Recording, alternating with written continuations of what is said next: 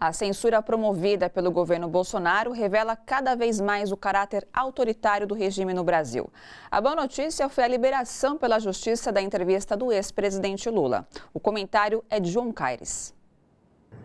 O presidente eleito Jair Bolsonaro, que foi eleito num processo democrático, com votos, com urna e tudo mais, tem demonstrado que não é muito afeito à democracia.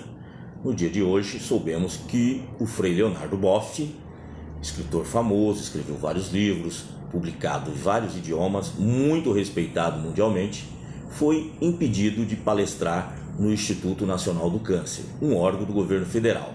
Esse tipo de palestra, que segundo o próprio Frei Leonardo Boff não tem nada de política, é uma palestra de cunho ético e espiritual, ele realiza desde o ano 2000, ou seja, há 19 anos. Agora, por umas questões ou outras que dizem que é pelo fato do Frei Leonardo Boff não ter ideias similares ao do presidente Bolsonaro, ele foi impedido de palestrar. Ou seja, se você não pensa igual ao presidente da República, você é impedido de palestrar num órgão federal, porque o presidente se sente dono disso. Um absurdo, uma forma ditatorial de agir. Para piorar as coisas, o presidente da República também fez outra forma arbitrária. No dia de ontem, o Banco do Brasil fez uma propaganda muito bem feita, uma propaganda com jovens, negros, brancos, de diversidades sexuais diferentes, um linguajar jovial que atrairia os jovens para o Banco do Brasil, inclusive para abrir contas, que poderia aumentar o número de clientes. O presidente não gostou desse comercial, pediu para tirar do ar e aí, além do mais, pediu para demitir o diretor de marketing. Mais uma atitude ditatorial, ou seja, no país onde você tem liberdade de expressão, liberdade de imprensa, um comercial, pelo simples fato do presidente da República não gostar, manda tirar do ar e demite o diretor de marketing, que é responsável pela propaganda.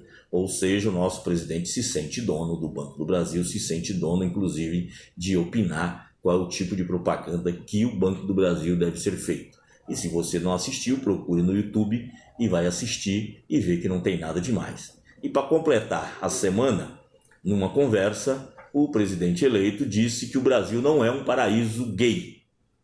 Ele queria falar referência aos LGBTs, mas ele disse que o Brasil não é um paraíso gay, mas se quiserem vir ao Brasil fazer sexo com mulheres, fique à vontade. Ou seja, o Brasil é um grande prostíbulo, né? Não pode ser um paraíso gay, mas é um prostíbulo sexual, estimulando assim o turismo sexual no Brasil, que o mundo inteiro combate. Uma vergonha a fala do presidente da República.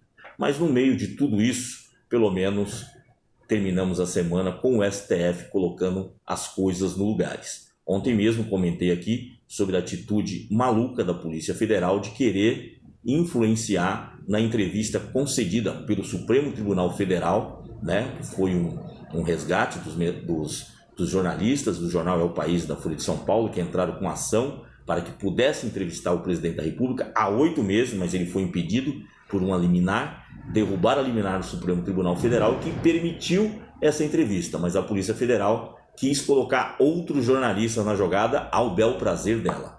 No final do dia, o ministro Lewandowski colocou ordem na casa. E para melhorar ainda essa questão, para terminar a semana com chave de ouro, apesar desses tropeços que estamos tendo aqui no Brasil, a TVT foi autorizada pelo Supremo Tribunal Federal a entrevistar o ex-presidente Lula lá em Curitiba. Então, eu espero ansiosamente essa entrevista, pelo menos teremos a liberdade de expressão do presidente, como temos hoje nas duas entrevistas que estão nos jornais Folha de São Paulo e É o País. Então, esperemos que as coisas sejam colocadas no lugar e que o STF comece a agir de fato como a Suprema Corte que faça cumprir a nossa Constituição.